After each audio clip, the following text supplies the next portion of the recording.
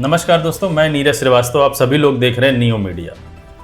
कल मोदी जी ने संसद में लगभग 2 घंटे का भाषण दिया। भाषण जब शुरू हुआ उससे पहले हर आदमी को, पूरे देश को ये उम्मीद थी कि जो राहुल गांधी ने भाषण दिया है, जो क्वेश्चंस विपक्ष ने उठाए हैं, उन क्वेश्चंस का वो जवाब देंगे।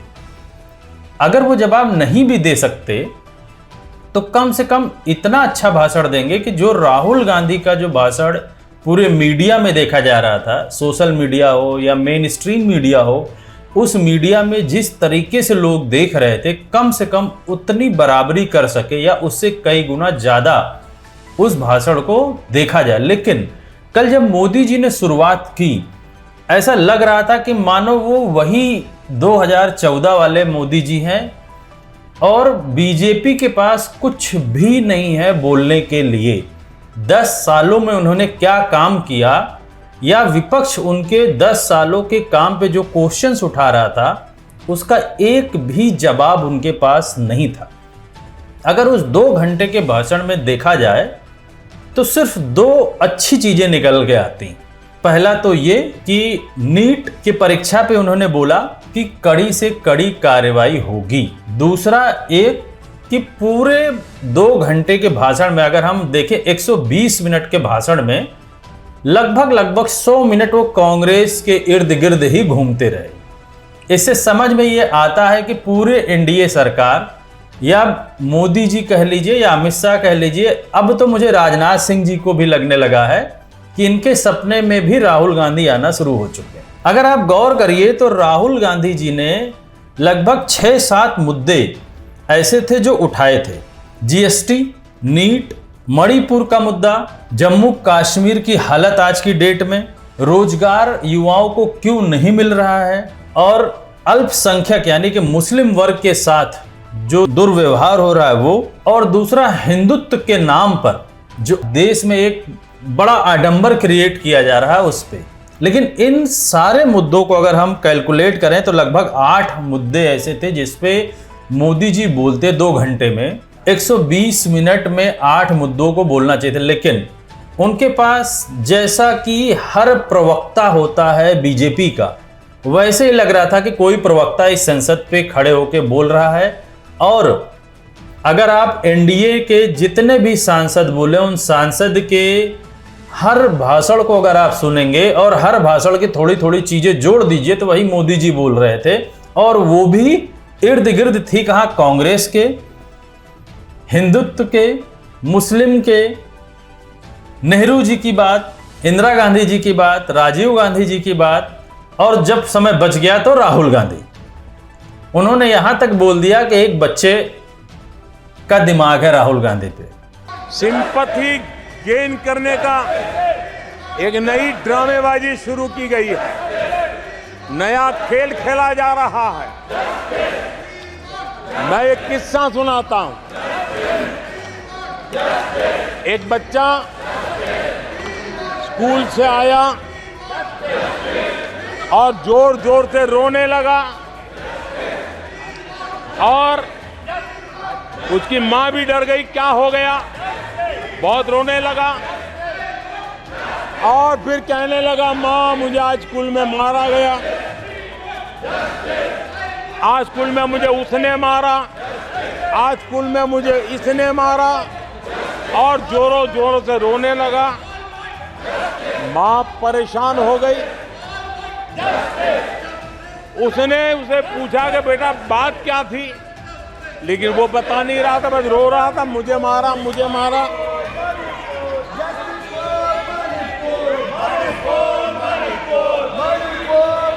बच्चा ये नहीं बता रहा था कि आज स्कूल में उस बच्चे ने किसी बच्चे को मां की गाली दी थी। उसने ये नहीं बताया किसी बच्चे की किताबें उसने फाड़ दी थी। उसने ये नहीं बताया कि उसने टीचर को चोर कहा था। उसने ये नहीं बताया कि किसी का टिफिन चुरा करके खा गया था। हमने कल सदन में यही बचकाना हरकत देखी है। कल यहां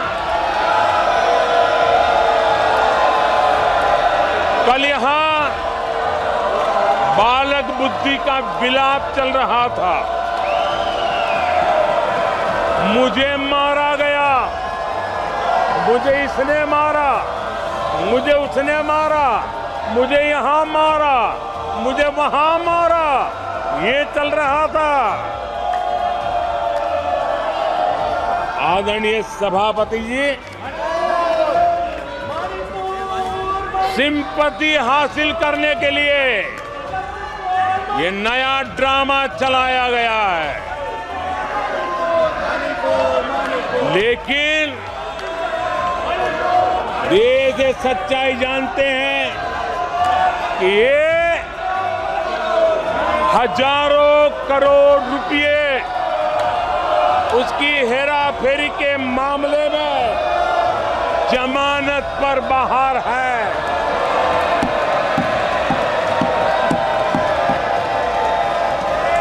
ये ओबीसी वर्ग के लोगों को चोर बताने के मामले में सजा पा चुके हैं। इनको देश की सर्वोच्च अदालत पर गैर जिम्मेदाराना बयान देने के बाद माफी मांगनी पड़ी है। इन पर महान स्वातंत्र सेनानी वीर सावरकर जैसे महान व्यक्तित्व का अपमान करने का मुकदमा है। इन पर देश की सबसे बड़ी पार्टी के अध्यक्ष को हत्यारा कहने का मुकदमा चल रहा है। इन पर अनेक नेताओं, अधिकारियों, संस्थानों पर झूठ बोलने के गंभीर आरोप हैं और वो केस चल रहे हैं। आदरणीय सभापति जी, बालक बुद्धि में ना बोलने का ठिकाना होता है और न ही बालक बुद्धि में व्यवहार का कोई ठिकाना होता है। और जब ये बालक बुद्धि पूरी तरह सवार हो जाती है तो सदन में भी किसी के गले पड़ जाते हैं। ये बालक बुद्धि अपनी सीमाएं खो देती है तो सदन के अंदर बैठ करके आंखें मारते हैं, आंखें मारते हैं। इनकी सच्चाई आदरणीय सभापति जी अब पूरा देश समझ गया है। इसलिए आज देश इनसे कह रहा है तुमसे नहीं हो पाएगा, तुमसे ना हो पाएगा। चलिए हम ये मान लेते हैं कि एक बच्चे का दिमाग है राहुल गांधी पे, तो ये मान के चलिए कि बच्चा जो होता है, कहते हैं ना भगवान का रूप होता है, यानी कि राहुल गांधी जी फिर भगवान के रूप है। हमेशा से 50-54 साल में भी भगवान के रूप है।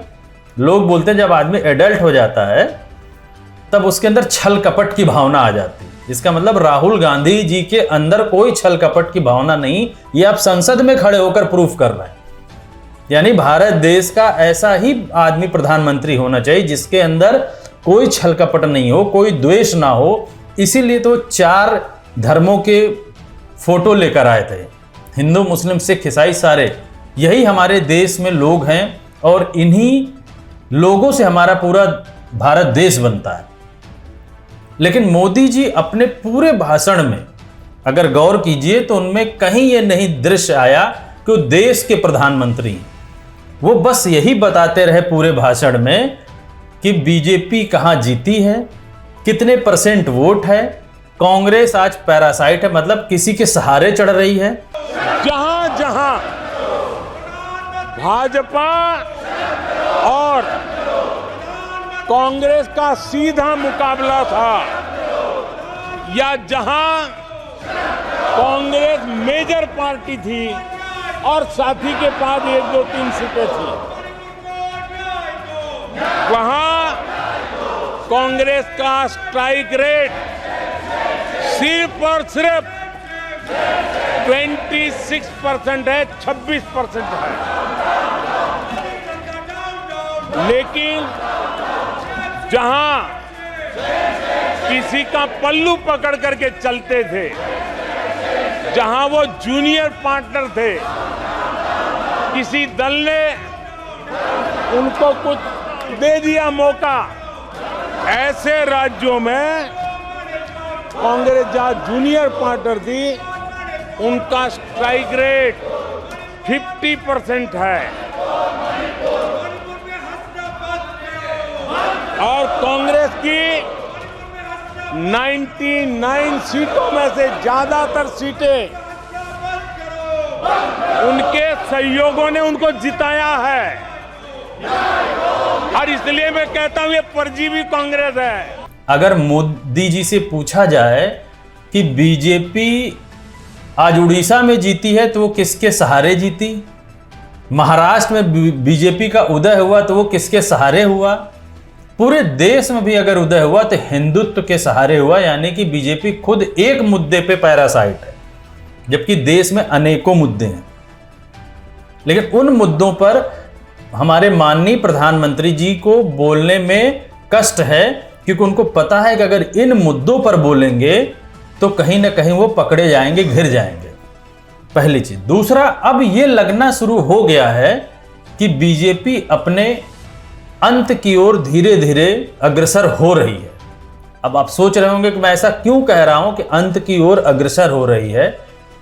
वो इसलिए बोल रहा हूं मैं क्योंकि आज अगर किसी भी बीजेपी प्रवक्ता से बात कीजिए, किसी भी मेन स्ट्रीम मीडिया में उनके डिस्कशन को सुनिए, तो उनके पास सिर्फ एक चीज है, वो है राहुल गांधी, वो है कांग्रेस। और अब तो उनको इंडिया गठबंधन से भी डर लगने लगा है, क्योंकि इतनी मजबूती के साथ ये गठबंधन है।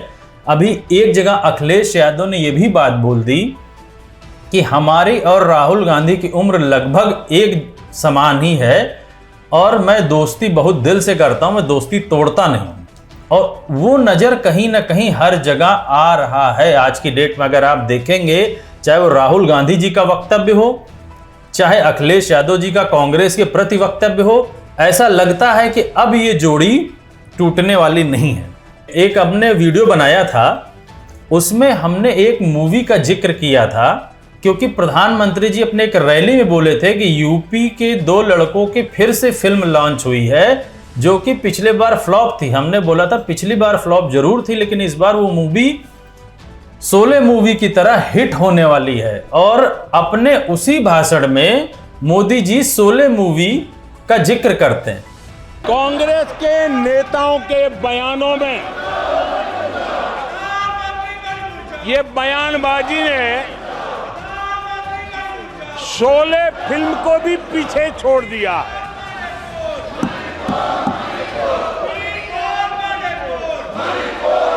आप सबको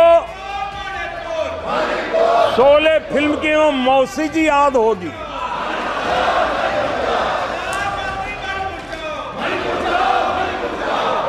तीसरी बार तो हारे हैं, पर मौसी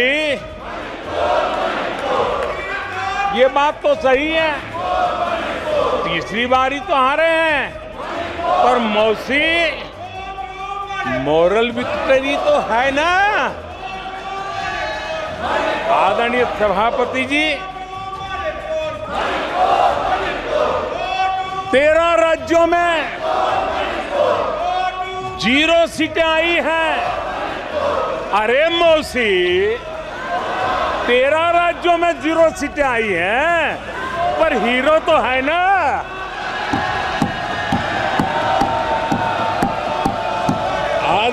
सभापति जी,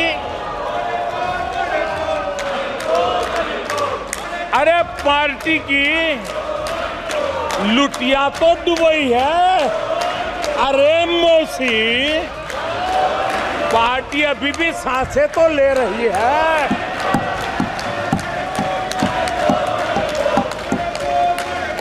मैं कांग्रेस के लोगों को कहूंगा,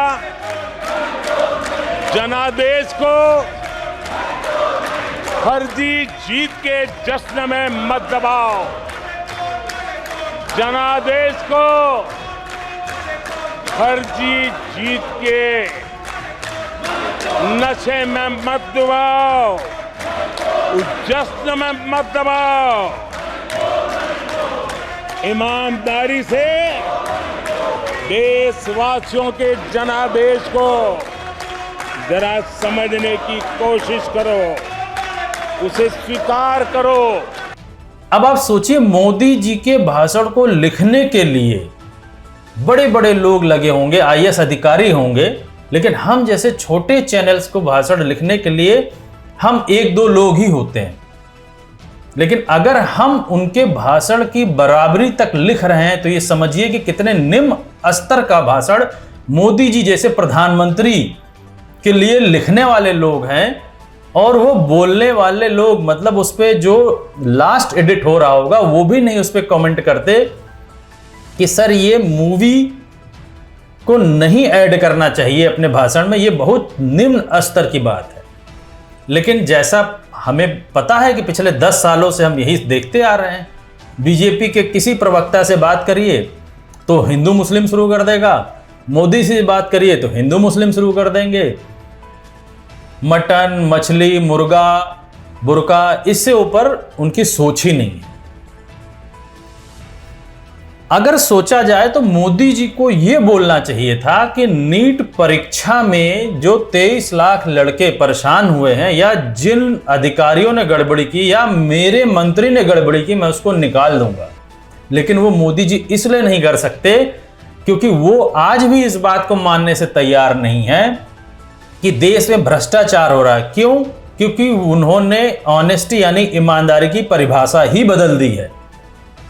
अगर पूरे भाषण को मोदी जी को देखा जाए और सोशल मीडिया में देखा जाए, कल मैं हर एक चैनल को स्क्रॉल कर करके देख रहा था तो मुझे 60,000, 70,000, 10,000, 600, 3,000 ऐसे व्यूज आ रहे थे। लेकिन जब राहुल गांधी के टाइम का मैं भाषण देख रहा था, या यूट्यूब के यूट्यूबर्स हैं जो उन्होंने डाला, उसमें मिलियंस ऑफ व्यूज हैं। और आज भी वो भाषण राहुल गांधी का उनके भाषण पर कहीं भारी है और यही डिस्कशन हर जगह है। तो सोच लीजिए कि बीजेपी किस डायरेक्शन में जा रही है, और जिस कांग्रेस को पैरासाइट बोल रही है, आने वाले समय में वही कांग्रेस इनको देश की राजनीति से जिस सत्ता पे बैठे वहीं से वो हटाएगी। देखना बड़ा दिलचस्प होगा कि आगे देश की राजनीति किस करवट बदलती। हमारी पूरी टीम की निगाह है। मैं अपने सारे दर्शकों से बोलूँगा कि मेरे चैनल को ज़्यादा से ज़्यादा सब्सक्राइब करें, शेयर करें। धन्यवाद।